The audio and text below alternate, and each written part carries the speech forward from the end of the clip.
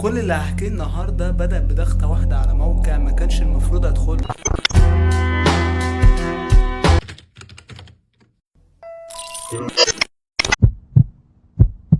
انا عمري ما كنت اعرف ايه هو الديب ويب، كنت بسمع اسمه وبضحك لحد ما جه اليوم اللي صاحبي اتصل بيا فيه وقال لي تعالى اوريك حاجه عمرك ما شفتها. مهم يعني رحت له وفتح اللابتوب وقال لي اللي هتشوفه دلوقتي محدش يعرف عنه حاجه. بدأ يفتح مواقع غريبه، كل صفحه اغرب من اللي قبلها، وانا كنت متوتر جدا ولكن فضولي كان مخليني اكمل. بدايه الرعب. قبل ما امشي قال لي اوعى تفتح اي لينك من دول لوحدك، فانا ضحكت وسبته وقمت مروح البيت. ولكن طول الوقت طول الليل كنت بفكر. المهم فتحت اللابتوب ولقيت نفس الموقع مفتوح قدامي ومكتوب فيه رسالة: احنا عارفين انك رجعت. صدمت، قفلت اللاب فورا. الاحداث الغريبة.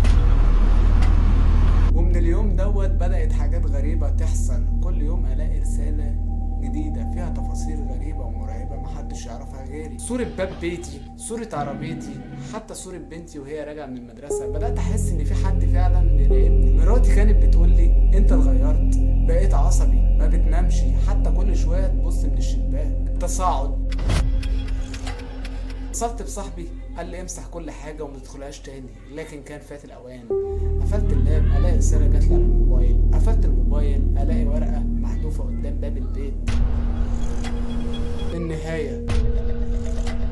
في ليلة صحيت من النوم لقيت رسالة مكتوب فيها: لو عايز تحمي عيلتك ما تثقش في اللي حواليك. ساعتها بدأت أشك في كل الناس، حتى أقرب الناس ليا. وبعد أيام الشرطة دخلت البيت وكان في جريمة مروعة، ولكن الراوية بيقول أنا لحد النهاردة مش فاكر إيه اللي حصل في الليلة دي. وكل اللي فاكره قبلها بدقايق وصلني رسالة أخيرة مكتوب فيها: اللعبة انتهت. ولما الشرطة فتشت اللابتوب اكتشفوا ان الموقع اللي كنت بفتحه ما كانش موجود اصلا.